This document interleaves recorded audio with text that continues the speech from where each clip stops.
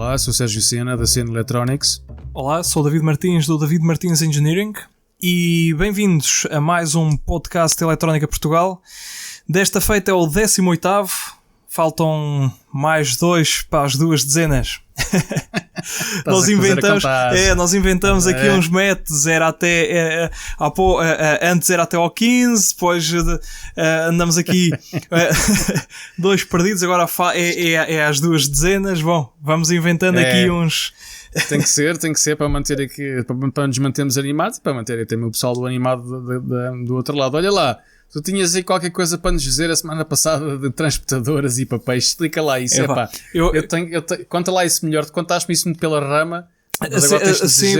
Eu fui contactado por uma editora. Eles querem que eu escreva um livro acerca disso e eu estou a ponderar seguir para a frente. Eu acho que sim, acho que deves ir, pá. Que é para depois fazer a digressão da assinatura de livros, não é? É isso. Não, pá, olha, então o que é que acontece? Aqui, num projeto, era necessário umas bombas de água. Umas bombas peristálticas e umas bombas de diafragma, mais para fazer a comparação de funcionamento de umas para as outras e para fazer medição de caudal. Para ver se correspondia aos requisitos necessários aqui para um projeto que temos em andamento. E o que é que acontece? Eu contactei a minha amigalhaça chinesa para me enviar... Amiga do peito. É a mesma amigalhaça de coração. Para me enviar dois tipos de itens no mesmo pacote, ou seja, à semelhante àquilo que já foi pedido, para me enviarem então 2 tipos de bombas para 2 tipos de bombas no mesmo pacote. Bom, e aquilo lá veio indo muito rápido até chegar a Portugal. Entretanto, neste momento estamos numa altura em que não passa nada, cai a alfândega abre e aqui começa a novela. Porque a chinesa enganou-se a contar, eu pedi 9 bombas, ela mandou-me 8, e portanto enviar documentação para a alfândega para desalfandegar 9 bombas, quando eles depois abriram o pacote e só lá tinham 8. Primeiro o grande problema. Problema seguinte, o descritivo da documentação que foi enviada dizia bombas de água. E o que acontece? Eles abrem e lá o verificador aduaneiro olha para aquilo e diz, não, são motores elétricos. E pronto. E a partir daí é toda uma novela que já ninguém consegue controlar. Porque aquilo são bombas de água, ele teima que é motores elétricos. Temos que enviar a documentação de acordo com aquilo que ele solicita. Entretanto, chegou à loucura. Isto para pequenas bombas de água mesmo. Nós só precisávamos 2, uma de cada tipo para testar, só para validar. E agora estão a solicitar, além, pronto, ok, certificado CE, tá, ok, tem a validade que tem, mas claro, além disso, certificação ROS e a certificação LVD para 2 para bombas de água normais. Grandes alfândegas portuguesas. Então aquilo trava ali forte e feio. Na troca, eu já liguei para lá e tal, pronto, para me atualizar do estado em que aquilo se encontra. Tem que se redigir um documento, portanto, para o verificador aduaneiro, para eles fazerem uma segunda consulta, e temos que justificar porque é que aquilo não é um motor elétrico e é uma bomba de água. Mas a dada altura na descrição tu vais ter que dizer que efetivamente é uma bomba de água acionada por um motor elétrico. Claro. E aí andamos outra vez numa luta. Enfim, isto são lutas incessantes. Só serve para cansar, para depois no final teres que pagar mais pagar mais. Para o processo já anda a atrasar há 2 semanas, para depois teres que pagar a diária. Exatamente. Enfim, isto é algo... Não é por acaso. Pá, e nesta altura em que nos encontramos, que não está a chegar nada, eles têm mais do que tempo para fazer isto, para andar a abrir pacotes, para depois dizer que não são bombas de água, são motores elétricos, depois querem uma documentação, querem mais outra. Pá, solicitar isto tudo lá à chinesa, por acaso a chinesa até arranjou mesmo documentação credível, não é, às vezes martela-se qualquer coisa, mas não, estamos a falar de documentação mesmo credível, só que o intervalo de tempo entre arranjar um certificado e depois arranjar o outro, depois arranjar mais não sei o quê, passa 2 dias entre cada um, e isto está travado mesmo, travão de mão a fundo. Pronto. E é isto. Epá, pá, com uma coisa super simples, o conteúdo total daquilo anda na ordem dos, sei lá, 50 euros. Pagou-se 30 e tal de portes, e o restante foi quanto custou as bombas. Foi oferta, o resto é oferta. Só que para solicitar uma nova verificação aduaneira tens que pagar mais 50 euros, claro. Existe uma taxa de 50 euros, porque mesmo que eles tenham avaliado mal, não interessa, portanto, mas isto deixa-me sempre com algum receio. Eu posso importar uma coisa qualquer, posso importar uma pedra, e ele dizer que aquilo é um pau, e andamos nisto para trás e para a frente. Mas olha, se eles te vão cobrar 50 euros de uma nova verificação, mais vale mandar vir um pacote novo. Sim, o problema é que se tu não desalfandegares, tens uma coima de 188 euros a pagar se no prazo de 10 dias ou o que é, a situação não ficar resolvida. Aquilo vem logo no primeiro mail, assim que eles fazem solicitação da documentação.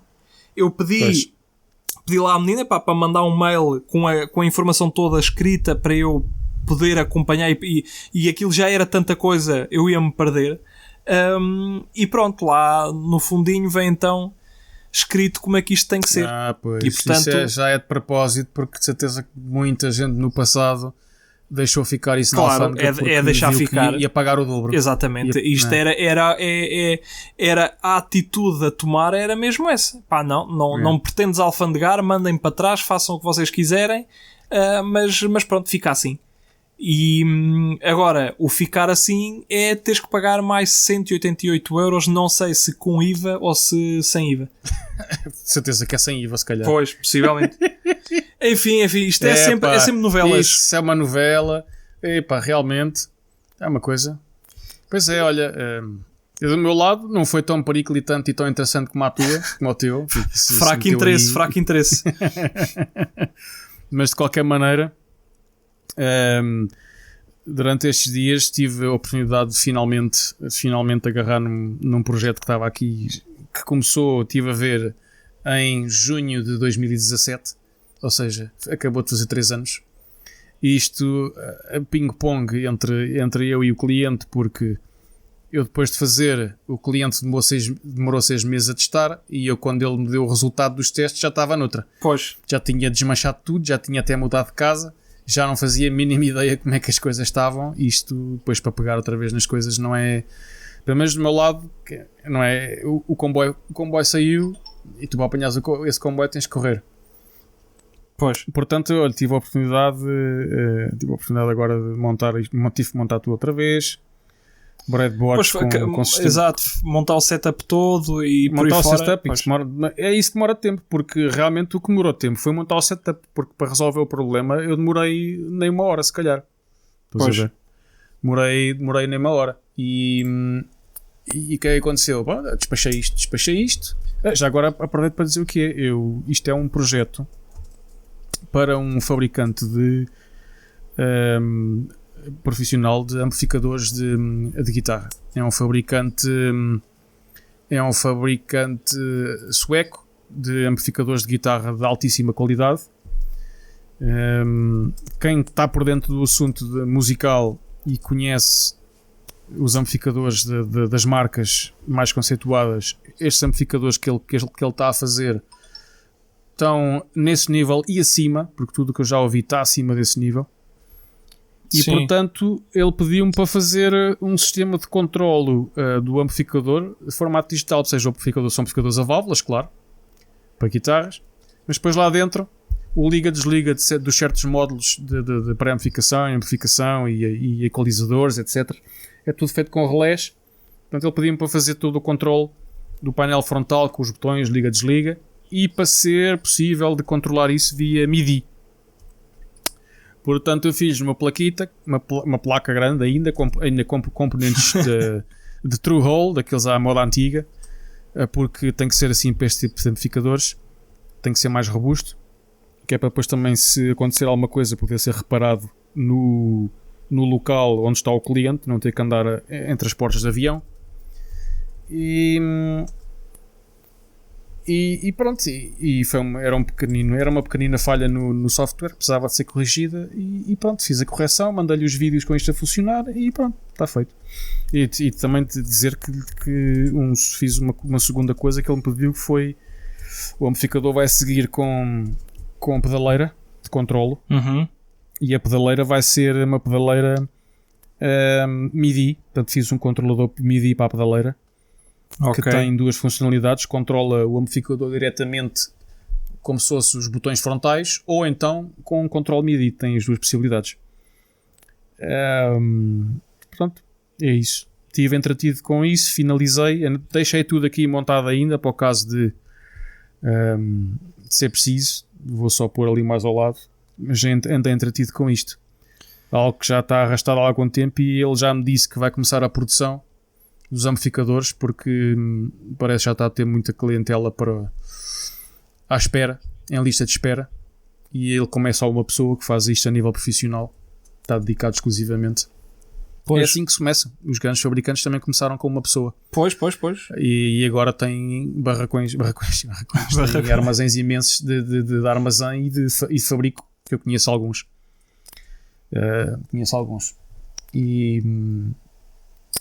E pronto, e fiquei muito interessado por este projeto, porque a música é uma das minhas áreas preferidas. Eu, como músico amadoríssimo, e tocador de guitarra há muitos anos também, e é sempre bom, não toco agora, mas poder estar na área é muito interessante, e ter um projeto meu com amplificadores desta categoria, então mais interessante vai ser. Portanto, estou muito entusiasmado e à espera de quando entrou a produção as primeiras unidades para venda ao público. Estou muito, muito, muito curioso para saber como é que vai ser. Olha, foi assim a minha semana. Ok, olha, muito bem, muito interessante. Há sempre aí umas coisinhas novas a avançar, felizmente. E agora teres aí a oportunidade de ter um sistema teu englobado num outro sistema de um nível superior, digamos assim, é muito interessante. É muito, muito interessante. Até agora tenho feito coisas que têm andado têm sido usados como produtos externos, são produtos externos, não é? Os sistemas MIDI de routing MIDI vão para estúdios, vão em rack, ficam lá nos racks dos estúdios. Outras vão em caixas que andam com os músicos e pronto, que depois são ligadas entre.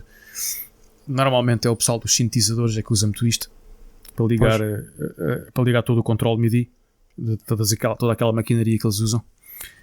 Depois também tenho já agora que estamos nesta fase, tenho os mega protetores de energia para ligar toda a aparelhagem musical, ou seja, é uma caixa que fica entre a tomada e o aparelho, protege de toda a porcaria e picos e lixeirada que vem pela rede elétrica. Não é principalmente um filtro de ruídos, mas sim um mega protetor de tudo que é lixo. E principalmente os picos, aquelas coisas muito tamanhosas que agora há na rede. E que estragam principalmente tudo o que é material eletrónico de musical, infelizmente eu olho para alguns e não têm qualquer proteção na entrada. É muito triste, mas é verdade. Tem um fusível, mas depois o fusível não tem qualquer proteção. Ou melhor, não há qualquer proteção que faça atuar o fusível vai atuar apenas com sobrecorrente. Pois. Estás a ver? Não há um MOV, não há nada. Não há nada. Eu acho, para mim, no mínimo um MOV. Né? Sim. No mínimo um MOV, um varistor, uma coisa. No mínimo. O mínimo que se deve pedir. E eu não vejo nada. E portanto, eu nos meus produtos, qualquer coisa que eu faço tem que haver proteção na alimentação. E pronto, esta caixinha que eu fiz é um mega protetor e até estou a pensar fazer um ainda mais forte, porque eu sei que há principalmente o pessoal que anda nos palcos das vilas e nos palcos das praias, onde a rede elétrica é muito má. Então no verão horrível. Quando não tens e anda é fornecido por geradores e por aí fora, pá, aquilo... E quando a terra é horrível, é um espeto de cobra enfiado ali ao lado do palco, no chão. É horrível. Eu já vi coisas, quando andava a tocar, eu vi coisas que nem te digo. Pois. Eu tenho sorte do material que eu usava, era material muito bom, porque eu comprei na altura os amplificadores, todo aquele equipamento era muito bom. Pronto, eu sabia que aquilo era muito bom, era propósito para andar na estrada. E só eu tive colegas de bandas que queimavam as coisas quando a luz ia abaixo, que ia abaixo muita vez. Assim que voltava, pumba, queimava tudo. Pois. E eu desligava o meu, quando ligava estava tudo lá. Às vezes não ligava, era só o fusível. Lá está, mas lá estava, tinha a proteção toda funcionou. Que rebentava com o fusível. Exatamente. Portanto, olha, sim, senhora, fico muito contente por ele me ter pedido isto. Muito bem, pá. Eu fiz as minhas plaquetas cheias de proteção também, ele ficou todo contente. A placa do amplificador é componentes convencionais, through hole, do foot switch da pedaleira é tudo em SMD. Fiz com piques da microchip. Máquinas. É o que eu tenho usado aqui para as minhas coisas pessoais, é a PIC 8. PIC 8, estava a pensar noutra coisa. O PIC 16, PIC 24 ou 32, mas tem sido mais 16. E assim, ok, em frente. Muito bem, vamos em frente. Ora, desta vez aqui no segmento de teoria, quero só falar aqui um bocadinho de algo que já é muito velho. Isto já vem desde os anos 80, julgo eu, que se começou a fazer qualquer coisa com isto. Isto não é assim, e depois a implementar foi na década seguinte. Isto não é assim tão recente, que é o RFID e o HF. Portanto, não é uma coisa muito disseminada, mas já existe há muito tempo. Se calhar quem nos ouve está mais habituado aos outros tipos, portanto ao low frequency, que anda ali entre os 120 e os 150 kHz, ou comumente chamado NFC, que anda nos 13.6 megas, por aí. Pois. E existe também este, que é o UHF, que anda aqui na Europa, anda lá pelos 860 megas, por ali. O que é que este sistema difere dos outros dois? Os outros dois são sistemas cuja antena ou cujo método de acoplamento reader tag é indutivo, ou seja, ambos têm uma coil e a comunicação e a passagem de energia, digamos assim, para a tag é por forma indutiva. No HF isso não acontece. As tags do HF são elementos radiativos, ou seja, existe a antena da tag recebe energia que vem radiada da antena, e não é por acoplamento, é mesmo energia radiada pela antena do leitor. Portanto, ainda na semana passada falámos do Energy Harvesting em RF, E portanto isto acaba por ser algo semelhante, digamos assim. Isto tem inúmeras vantagens, e agora nos últimos anos tem começado a aparecer cada vez mais novamente, principalmente no picking de itens, por exemplo em lojas de vestuário e por aí fora. As tags são incrivelmente baratas. As tags são mais baratas do que as de HF e de LOF. São incrivelmente baratas e o range de detecção disto é muito longo. Portanto, é possível picar uma tag até 100 metros. E pode ser feito multidetecção. Isto é um sistema que sempre foi pensado para este tipo de utilização, em que eu entro para dentro de uma loja com uma pistola e começo a picar os itens todos que estão dentro daquela loja, ou seja, a fazer... Entras para uma loja com uma pistola, atenção, é? Pois, atenção, não é assim, não estamos no States, isso seria mais vulgar lá, mas ou seja, é possível fazer o inventário todo de uma loja no espaço de minutos, horas, ao contrário do que é feito atualmente, em que tem que separar a loja. A grande parte das lojas param para fazer inventário ou têm inventário dinâmico, mas ainda assim algumas têm que forçar na mesma para fazer inventário. Existe da mesma forma que existe o Wi-Fi, o Wi-Fi Alliance e o BLE, o Bluetooth SIG, existe também o RAIN Alliance, que é basicamente um consórcio para uniformizar o uso de RFID UHF. Da mesma forma que tem o NFC Alliance, que eu julgo que o NFC é um Alliance, é um consórcio também, para uniformizar a utilização do NFC. Isto tem inúmeras aplicações, não sei porque é que só mais recentemente isto começou a ser usado. Para quem quiser saber mais, pode procurar por RFID UHF Gen 2 protocolo, que é o protocolo que vem uniformizar dentro do RAIN Alliance. É o tipo de comunicação Gen 2.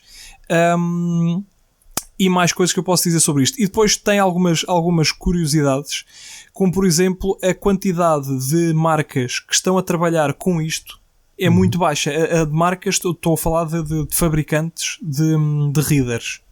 É muito baixa. Existe uma marca chinesa, existe uma coreana, que é os da Red qualquer coisa, agora não me lembro muito bem o nome. Existia dentro da AMS. A AMS tem muitos departamentos que de tempos a tempos vem uma empresa e compra aquilo. E a AMS detinha o único IC, podemos dizer ocidental, para trabalhar com o HF RFID, que eventualmente foi comprado pela ST também recentemente, alguns no ano passado. Veio a ST, comprou, e agora os ICs que já saem com brand ST, mas o IC, o interior é todo exatamente igual, até as primeiras versões da stack para trabalhar com o rádio era da AMS, só agora é que também mudaram e já há umas evoluções. Eles têm uma capacidade de picar novas tags. Eles conseguem pelo menos 100 tags por segundo em simultâneo, que é uma coisa brutal. E portanto isto é aqui o segmento teoria, que é só mais numa de relembrar aquilo que existe, tecnologias que existem e que estão e que vão aparecendo, e como é que funcionam de forma geral, e quais são as diferenças com as outras que já estão implementadas. Só para terem uma noção, o Gen 2 admite, ou seja, todas as tags têm um Unique ID, e o Gen 2 admite um TID, um Tag Identifier, de até 20 bytes, ou seja, 160 bits. Traduzindo isto para miúdos, isto dá há mais números há mais UIDs do que átomos no corpo humano, por exemplo. Não é tanto pois, ou seja, isto dá não há aquele problema do se vamos começar a taguear tudo, esgota-se o número. Não é propriamente assim. E além disso, este número pode ser estendido por opção do fabricante. Ou seja, estes existe um campo que existe ali uma região standard em que o Unique ID é gerado dentro do fabricante da tag. E o fabricante da tag tem um espaço para se identificar também. Portanto, vamos supor que eles alteram os últimos, sei lá, por exemplo, 15 bytes são gerados sequencialmente, e os primeiros 15, os primeiros 5 bytes, ou seja, os 5 bytes mais significativos, por exemplo, não estou a dizer que seja, porque a norma um pouco mais extensa e um pouco mais complicada que isto, fica para identificação do fabricante. Portanto, isto dá uma imensidão, quer de fabricantes, quer de Unique IDs disponíveis.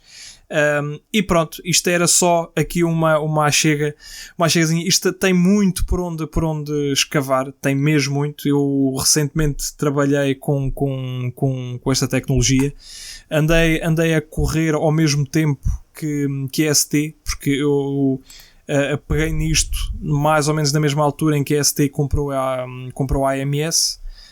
E portanto andei ali a escavar muito no início, mas de facto é uma tecnologia que apesar de não ser nova, é extremamente interessante, e não se compreende como é que isto não está mais implementado no tracking, no asset tracking. Porque consegue-se com isto e meia dúzia de antenas, é possível ter com esta tecnologia, é possível ter múltiplas antenas a confluir para o mesmo, ou seja, o mesmo rádio, ter múltiplas antenas.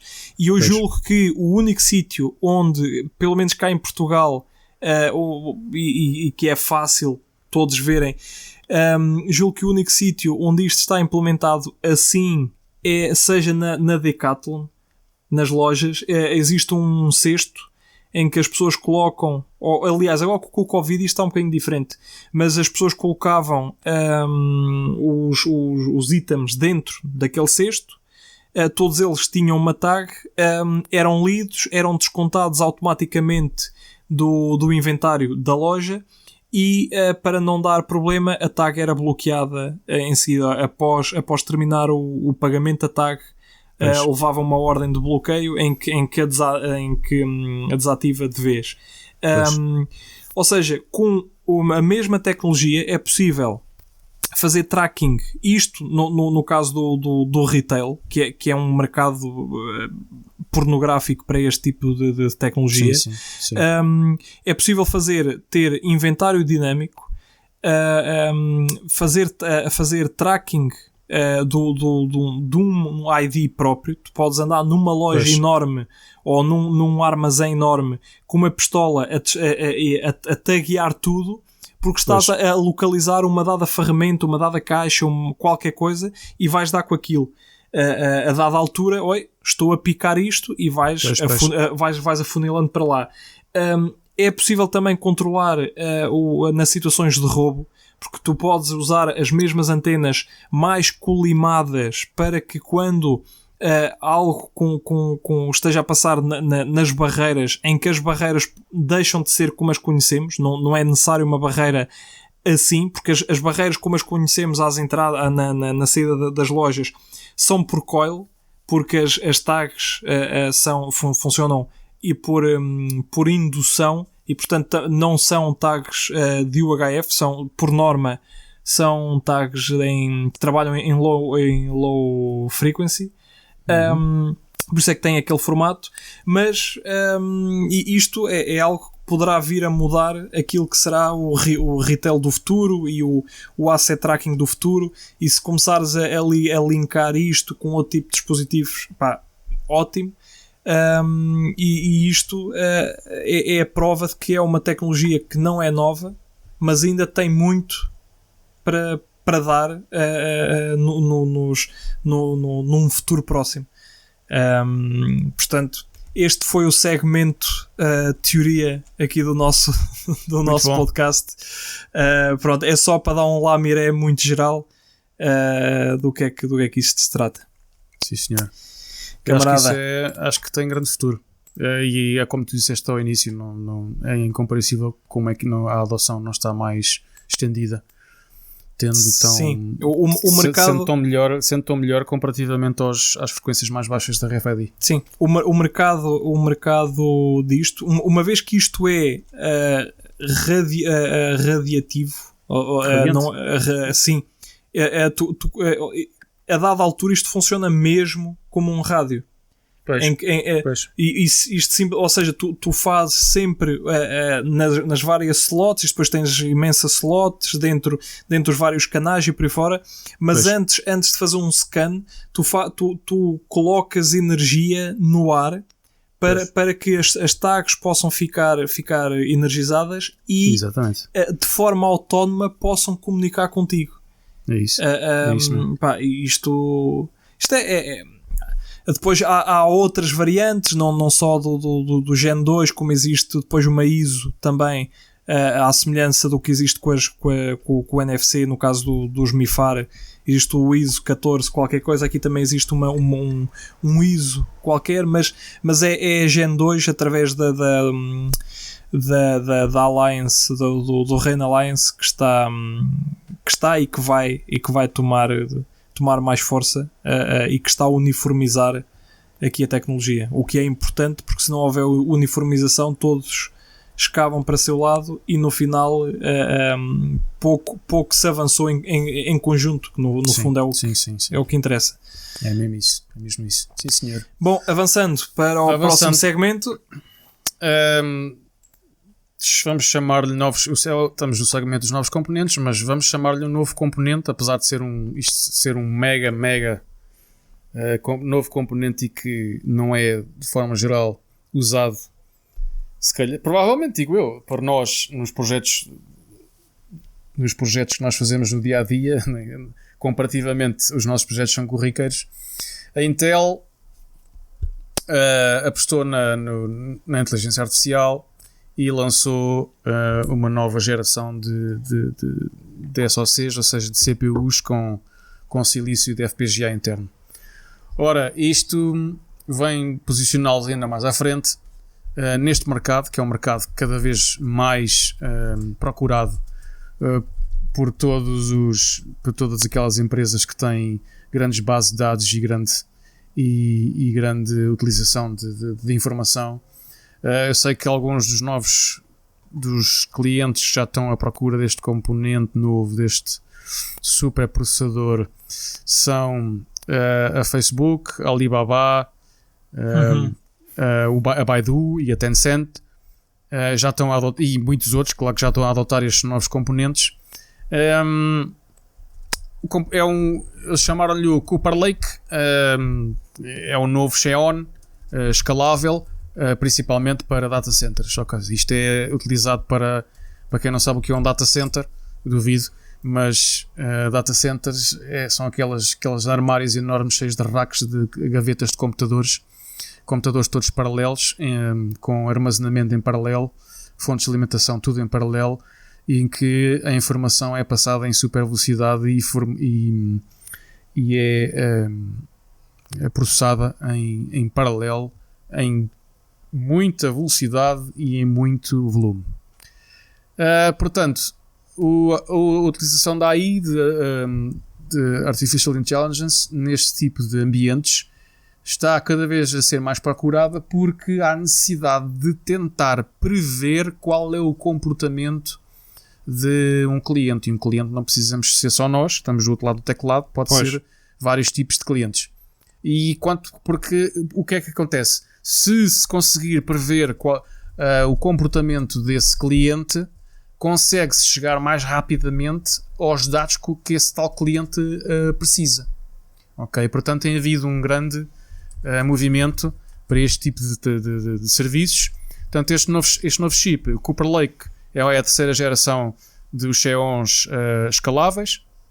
Já suportam aquele novo formato numérico inventado pela Google, que é um formato que está a ser o standard de AI para treino, que é o BFlow 16, chama-se o BF16.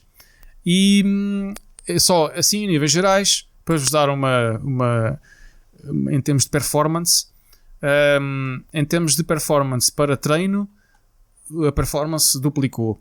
E para performance de interferência, pelo menos duplicou. Em alguns casos, mais que duplicou. Fantástico. Isto é excelente. Isto é excelente para este tipo de componentes. Estamos a falar de gigas e gigas de velocidade e não é? E muito mais. Pronto, isto são todos obviamente escaláveis, são todos paralelizáveis.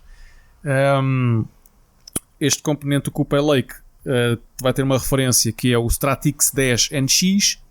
O irmão mais velho é o 10MX, que ele tem um bloco de DSP apenas com 2 multiplicadores e 2 acumuladores. Mas agora o novo 10NX já tem um bloco de AI em que em vez de 2 mais 2 tem 30 multiplicadores e 30 acumuladores. Em inteiros 4, inteiro 8, tem blocos de FP12 e FP16, Floating Point 12 e Floating Point 16. Ora, isto é uma coisa, isto tudo obviamente paralelizado, né? Tudo a trabalhar em paralelo. Pois. Ora, eu quando eu vi isto, tudo bem que nós não vamos usar, acho eu, não é? E se houver alguém desse lado a usar uma coisa destas, é pá, fabuloso. Espetáculo.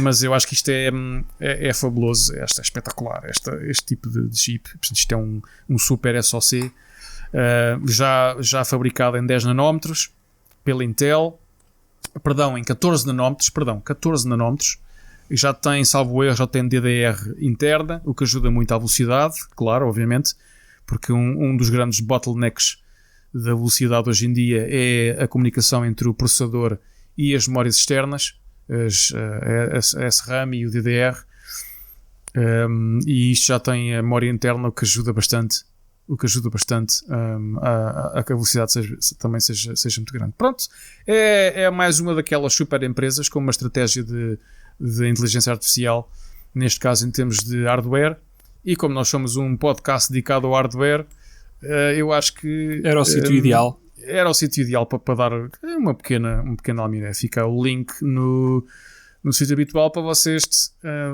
irem mais a fundo.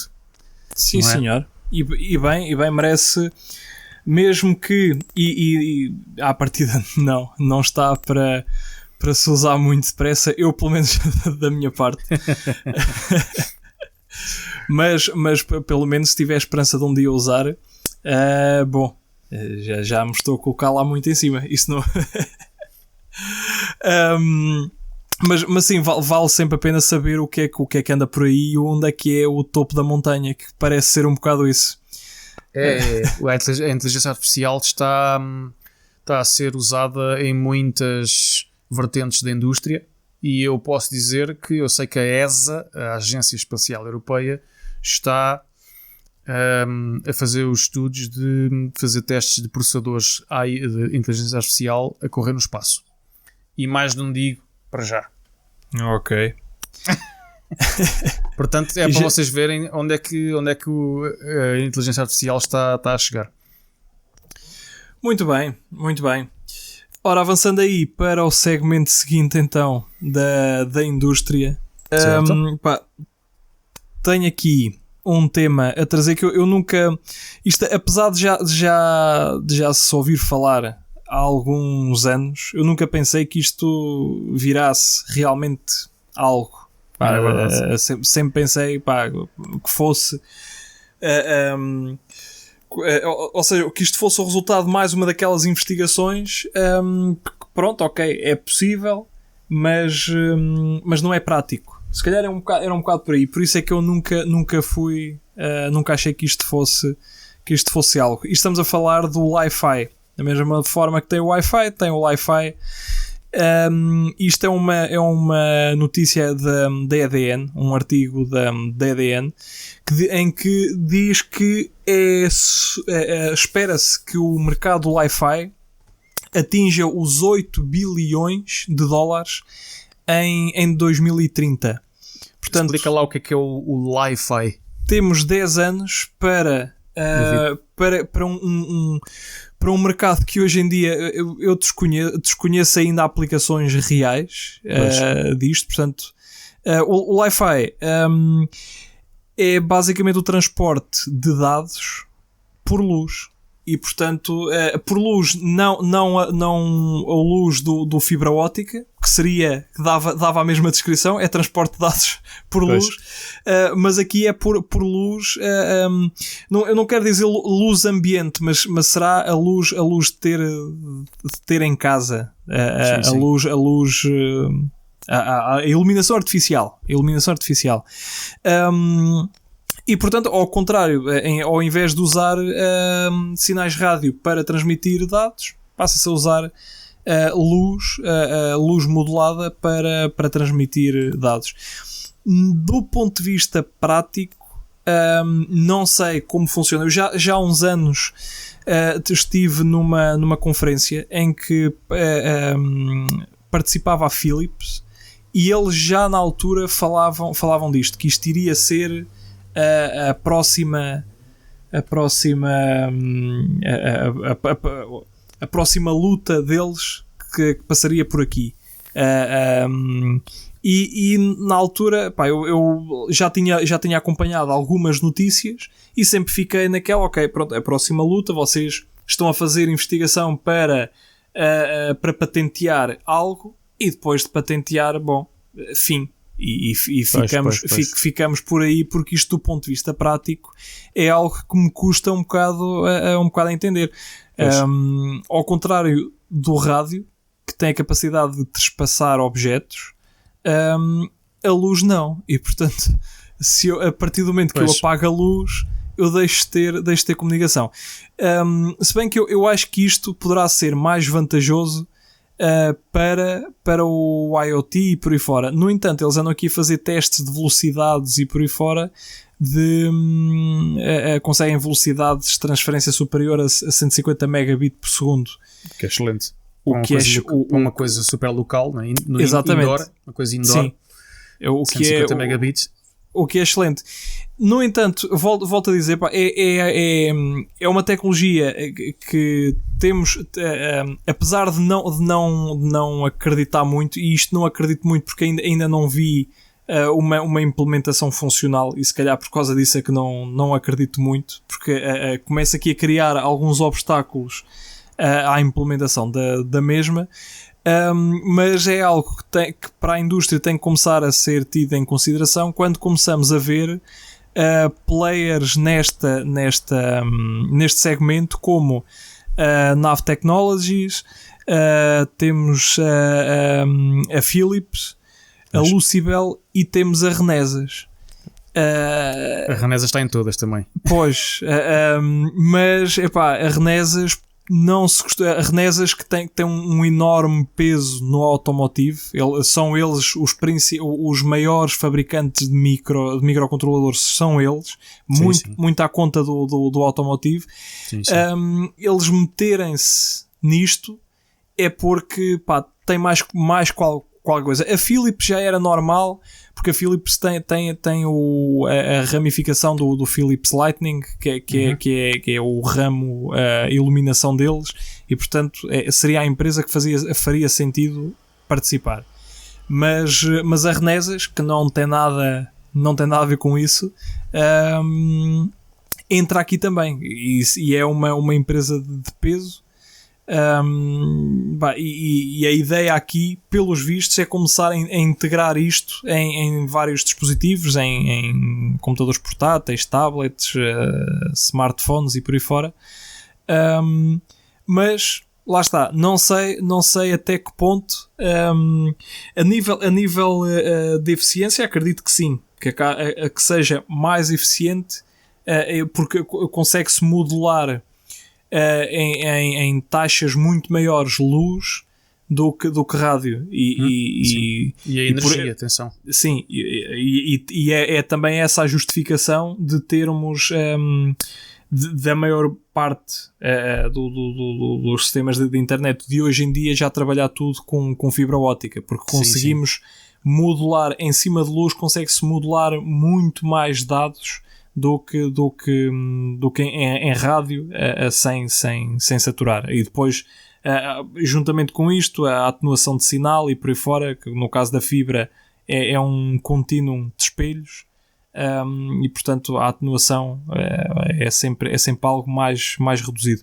Mas aqui, pá, não sei, camarada, não sei qual é o comentário que tu queres fazer a isto, mas isto é quase uma bola de cristal, mas estima-se que aliás, só um pormenorzinho, em 2019 este mercado já estava avaliado em 70 milhões de dólares. E nos próximos 10 anos, portanto estamos em 2020, nos próximos 10 anos irá ascender aos 8 bilhões de dólares. Sim. É muito dólar. É muito dólar, porque isto é um mercado que está a começar.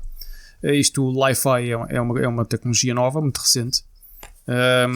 Eu aqui onde estou, há aqui uma empresa ao lado, em Edimburgo, que é um fabricante deste tipo de componentes de iluminação para Li-Fi. Eu até, curiosamente, em 2012 tivemos em conversações para ir para lá, mas depois decidi dar o salto para o outro lado.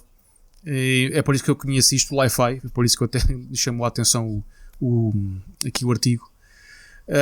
Na altura não se ouvia falar disto, eu nem sabia o que era. Mas agora realmente fiquei bastante admirado pelo volume que se já está a estimar e pelos players que já estão. E agrada-me porquê? Porque normalmente nós dentro de casa não gastamos muita energia. Eu vejo, por exemplo, pelo meu tablet, gasto muita energia, tablet e aqui pelo telefone, gasto muita energia no Wi-Fi. E a energia, os joules por bit que tu gastas no Wi-Fi comparativamente ao Li-Fi é muito menor. É muito menor. Tu com luz precisas, mesmo com um transmissor de luz no teu aparelho portátil, precisas de muito menos energia para fazer a mesma transmissão de dados do que o Wi-Fi, do que por RF. Ou seja, eu acho que isto para esse tipo de situações indoor, caseiras mesmo industriais, eu acho que vai ser um bom player, vai ser uma boa alternativa ao Wi-Fi. Não estou a dizer que vai substituir, nem pensar, mas pode ser uma excelente alternativa, assim como como os aparelhos portáteis que nós usamos, computadores, tablets, smartphones, smartwatches, tudo tem Wi-Fi, tem Bluetooth e ainda pode ter mais qualquer coisa.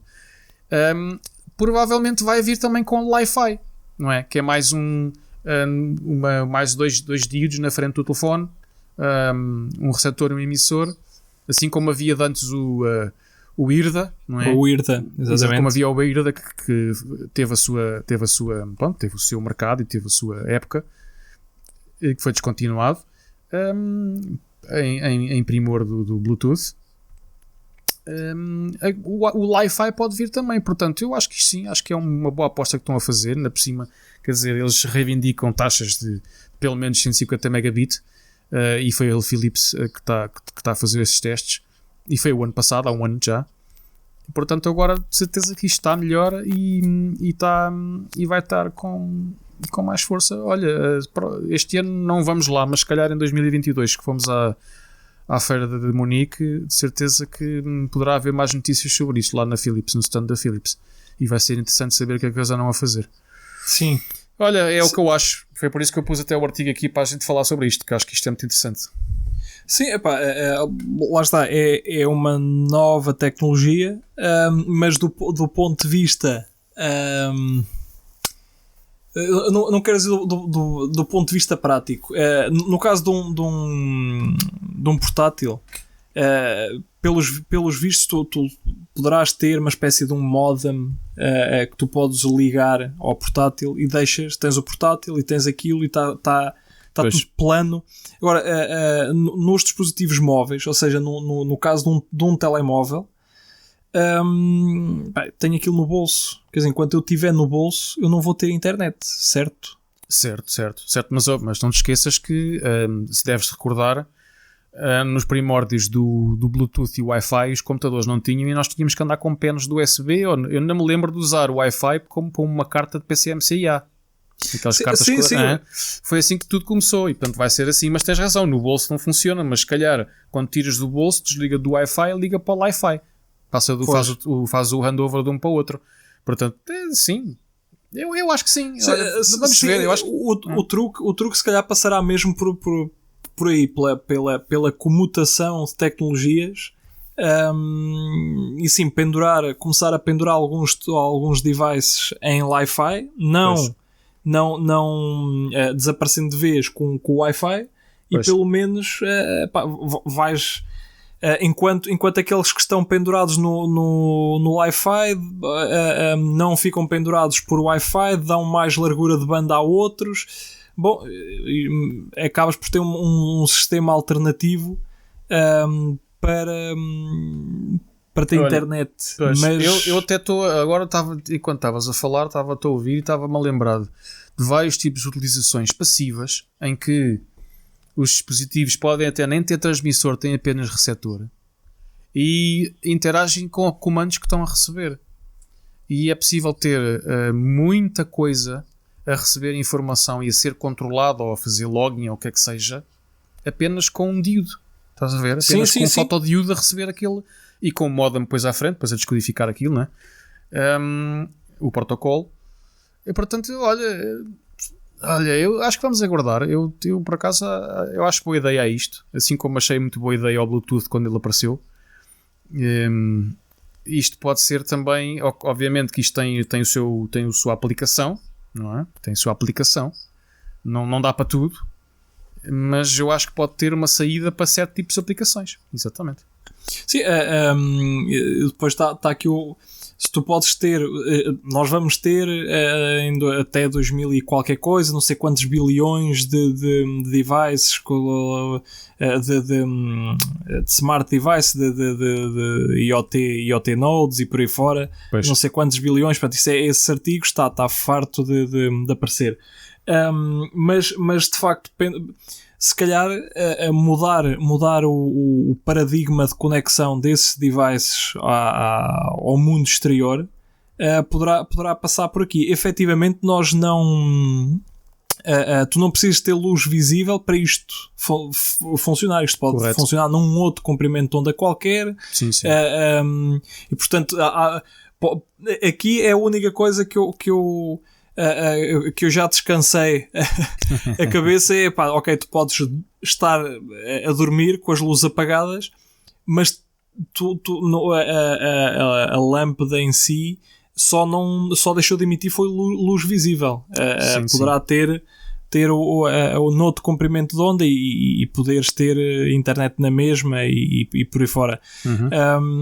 Depois lá está, há outros constrangimentos do ponto de vista técnico que depois não sei como é que eles poderão ultrapassar isso, como o caso de ambientes com muita exposição solar e por aí fora. Pronto, isso sempre foi o problema da luz, da medição de distância por laser e por aí fora, sempre foi isso. É assim que vens para o exterior ou em zonas com muita luz, o teu range de medição começa a ficar mais curto. Mas isso já não é novidade. Eles, claro, conseguem contornar parte disto com modulação, tal como acontece com os comandos da televisão. Aquilo só consegue aquela distância a transmissão correta porque o sinal vai modulado. Exatamente. Ou seja, temos bytes em cima de um outro sinal modulado. Aquilo já era tipo 31 kHz ou uma coisa assim, que aquilo era mais ou menos standard. Aliás, era standard mesmo. Eles aqui devem ter uma outra técnica qualquer para isso. Epá, Bom, mas vamos acompanhando a ver o que é que o futuro traz. Estavas a falar dos comandos da televisão. Será que ainda há alguma coisa mais que usa o infravermelhos a não ser os comandos? Esse tipo de comandos. É porque antigamente até as chaves dos carros começou por infravermelhos. Agora é tudo por rádio. Sim, e que não sei se não foi um retrocesso. Porque tu metes a chave no bolso ou qualquer coisa, ou estás em casa e o carro está próximo e tu consegues abrir o carro. Pois. E não sei se... mas depois agora também o carro fecha, passado de 1 minuto ou 2 o carro tranca sozinho outra vez, por causa disso mesmo. Bom, mas para a semana depois podemos falar aí de umas outras experiências em que já estive envolvido por causa do problema do rádio também. Sim. O rádio também tem outro problema, porque como não é direcional, eu posso estar aqui e conseguir hackear aí umas coisitas. Mas isso na próxima semana, se não nos esquecermos, poderei falar poderei falar um bocadinho disso. Está bem, sim senhor. Pronto, e avançando aqui para outro tema da indústria, tem a ver com mais indústria, é da área eletrónica, mas se calhar mais da área financeira comercial. Todos nós conhecemos, pelo menos quem está na área eletrónica, sabe perfeitamente o que quer dizer Shenzhen e onde é que fica e o que é que isso significa para nós. Portanto, Shenzhen fica na China, é uma província na China. Aqui é a Meca. Para mim é a Meca do fabrico e da venda dos componentes eletrónicos. Como nós cá no Ocidente temos centros comerciais onde vamos jantar e comprar roupa, em Shenzhen há centros comerciais para ir comprar componentes eletrónicos, que para mim é ouro sobre azul. Eu acho que eu ali estava em casa, como se costuma dizer. Ora, o que é que está a acontecer? Isto é uma notícia que já andamos a empurrar há algumas semanas. Isto é do mês passado, é de junho, mas que está atualizadíssima, em que com esta situação do confinamento e do Covid, a economia parou, as empresas pararam, e cá há empresas que estão a fechar, e que muitas empresas e muitas pessoas estão a entrar em bancarrota, ou pelo menos a pôr os papéis para o bankruptcy. Como é que se diz em português? Ajuda-me aí. Para insolvência? Insolvência, para isso. Para insolvência. É muitos anos a falar inglês, pois há algumas palavras em português que escapam. Isto também chegou a Shenzhen, não é? Também chegou a Shenzhen, porque aquilo que vocês sabem que a China também fechou. A China também fechou por causa do vírus. Foi global. E Shenzhen, como é principalmente muitas fábricas e empresas pequeninas de componentes eletrónicos e de revenda e para cá, para o Ocidente, nem todas conseguiram sobreviver. Portanto, acho que pela primeira vez o governo o governo lá deste estado está a introduzir as novas leis de insolvência para pequenos negócios e freelancers que estão à beira da ruína. Ora, isto nós que trabalhamos com eletrónica e Shenzhen já há muitos anos e que compramos muita coisa de lá diretamente, são más notícias para nós também, porque algumas das pessoas com que nós lidamos e agora, mais se calhar, ultimamente tu, David, com essa tua nova amiga, com esse conhecimento, isso é uma freelancer, ou se não for uma freelancer, é uma microempresa, não é? É uma microempresa. Sim, aquilo tem pinta de ser mesmo o balcão de vão de escada, só que a facilidade com que, mesmo não tendo, ela tem lá uma pseudolojinha. Pois. Mas eu procuro coisas que não estão na loja dela e ela arranja tudo porque basicamente ela anda um balcão ao lado ou 2 ou 3 balcões ao lado e está alguém que tem aquilo. Para quem nunca viu mesmo, e por curiosidade deve ir fazer uma pesquisazinha pela internet e ver fotos de lá, de alguns arranha-céus que estão completamente cheios. Aquilo são mercados, lá está, imaginem centros comerciais cá, mas apilhados até ao tutano, ou seja, é uma mistura do nosso mercado comum, do nosso mercado municipal, com as bancazinhas assim, com um misto de shopping, com um misto de qualquer coisa, e agora imaginem aquilo, a única coisa que tem ali é eletrónico. Componentes eletrónicos e serviços eletrónicos. É algo que merece ser visto, e eu espero vê-lo daqui a pouco tempo, porque, como tu sabes, eu tinha uma viagem planeada.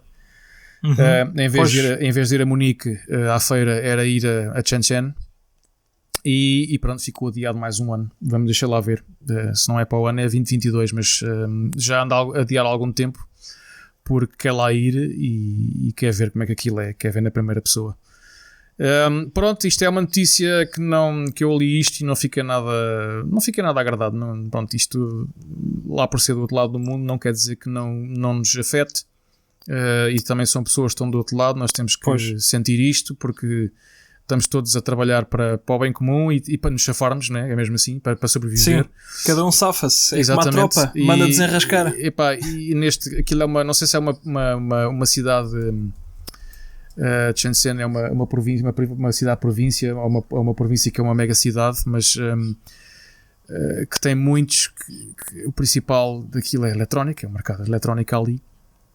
E que houve muitas, dizem que pelo menos houve mais de 75 empresas que entraram para insolvência só em maio, o que é muito naquele sítio, em que os negócios individuais, os freelancers, fazem pelo menos 3,3 milhões das entidades comerciais naquela província, o que é muita gente. Portanto, eu normalmente acompanho quase todos os dias as notícias financeiras ligadas à tecnologia. Aquilo que aparecer mais em relação a isto, eu vou aguardar, que é para falar outra vez. Assim como falamos também do estado dos semicondutores, dos componentes. Isto também acho que é interessante, porque vamos lá ver o que é que se vai passar nos próximos meses e o ano que vem, principalmente o ano que vem, em termos de indústria eletrónica e distribuição. Tens a mal. O que é que tu dizes mais, David? Não, é isso. Isto levou tudo agora a um abalo. Apesar de. Eu acho que nós ainda estamos aqui numa espécie de um canto. Que não é um canto, mas acho que aqui na Europa isto ainda não bateu mesmo à séria. Porque é uma onda. Aquilo, o que acontecer lá. Como tens muita indústria cá que depende de material ou de serviços que são executados lá, isto agora vai tudo levar o mínimo abanão lá, acaba por se fazer sentir cá. Sim. Seja com que tamanho for, seja com que distância temporal for, mas acabará sempre por chegar cá. E aquilo, sim, nós devíamos ter uma mini Shenzhen em Portugal, em Espanha, devia de haver assim, que era para a malta ir fazendo. Íamos passar umas férias num centro comercial de eletrónica. Sabes que isso não é possível porque lá porque é tudo fabricado ali. Pois. E não há, quer dizer, tu em Portugal, o que tens de fabrico de componentes eletrónicos? Quase nada. Olha, tinhas umas gates da Texas que vi aí há uns tempos num teardown do Dave Jones, já aparecia lá, Texas, Portugal. Acho que ainda se faz qualquer coisa, se não forem gates, são amplificador ou pumps, ou não sei. 5.5, havia uma série de componentes e pronto, era isso, não há mais nada, quer dizer, tudo o resto é feito no estrangeiro. E principalmente na Ásia, porquê? Pronto, já sabemos porquê, já falámos disto outra vez, não é? E por isso é que eu tenho estado a acompanhar realmente o mercado do fabrico e da distribuição, porque é muito importante o que aí vem, porque se eles pararem, o resto do mundo para, e nós vemos o que é que aconteceu estes últimos meses, portanto por isso é que o ano que vem vai ser muito importante, porque para já está tudo inflação, está tudo com a almofada da ajuda do governo para não cair por terra. Quando essa almofada esvaziar, aí realmente vamos é que nós ver o que sobra. Exatamente, é que vamos ver exatamente qual é a amplitude do problema, porque até agora a maré está cheia, mas quando a maré baixar, vamos ver quem é que não tem calções, quem é que está a nadar nu, estás a ver? É que é mesmo assim. E, Não, é portanto, uma analogia porreira. Nunca tinha ouvido essa. pronto. Acho que o ano que vem, 2021, vai ser muito importante por causa disso. Até lá, vamos aguardar e olha, vamos fazendo projetos e vamos fazendo podcasts, que é o melhor que nós podemos. É isso. Vamos esperando uma semana de cada vez. E agora esperaremos até à próxima. Companheiro, Pá, da minha parte está tudo. És um poeta, pá. É. Então vá. Bom, companheiro, Obrigado, David, está mais tudo. uma vez. Obrigado a todos. Tchau. Obrigado a todos. Está feito. E até para a Tchau, semana. tchau. E obrigado Até a todos para a semana. que nos ouvem. Tchau, tchau.